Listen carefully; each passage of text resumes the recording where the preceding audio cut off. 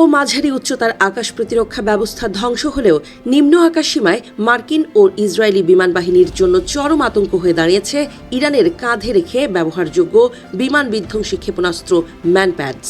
চীনের কাছ থেকে ৬০ থেকে ৭০ মিলিয়ন ডলার চুক্তির অধীনে প্রায় ৩০০ থেকে ৪০০টি আধুনিক KW-12 এবং FN-16 ম্যানপ্যাডস পাচ্ছে ইরান।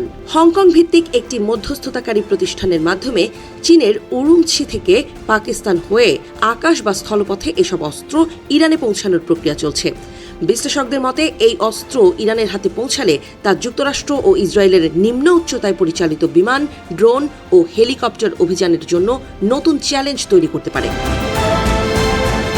রিপোর্ট অনুযায়ী আগামী কয়েক সপ্তাহের মধ্যেই এই অস্ত্রের প্রথম চালান ইরানে পৌঁছাতে পারে। গত ৫ মাসে যুক্তরাষ্ট্র ও ইসরায়েলের ধারাবাহিক বিমান হামলায় ইরানের স্থায়ী আকাশ প্রতিরক্ষা অবকাঠামোর ক্ষতি পুনর্গঠনের লক্ষ্যেই চীনের কাছ থেকে এই অস্ত্র কিনছে তেহরান। তবে ইরানের কাছে ম্যানপ্যাডস বিক্রির এই খবরকে ভিত্তিহীন বলে উড়িয়ে দিয়েছে চীনের পররাষ্ট্র মন্ত্রণালয়।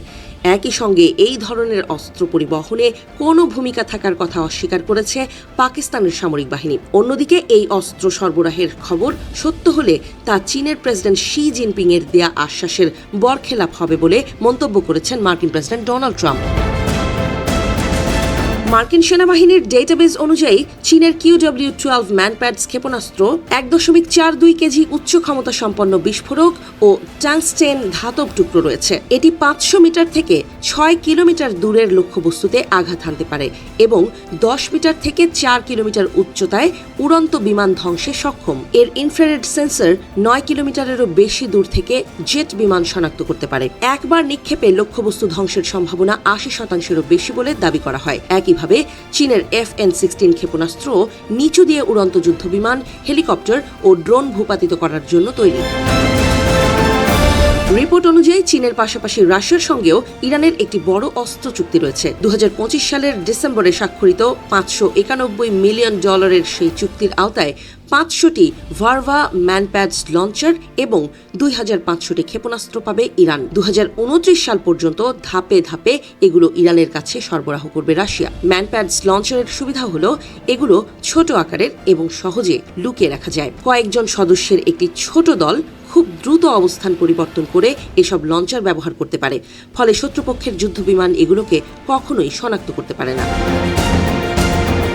বিভিন্ন প্রতিবেদনে দাবি করা হয়েছে অপারেশন এপিক ফিউরি শুরুর পর থেকে প্রায় ৩০টি মার্কিন MQ-9 রিপার ড্রোন ভূপাতিত করেছে ইরান।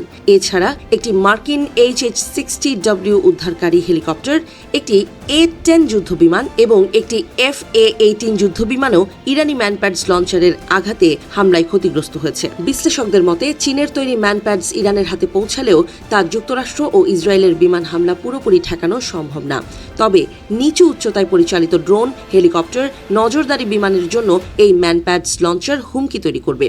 এর ফলে ইরানের অভিযান চালাতে যুক্তরাষ্ট্র ও ইসরায়েলকে নতুন কৌশল অবলম্বন করতে হবে বলে মনে করছেন তারা।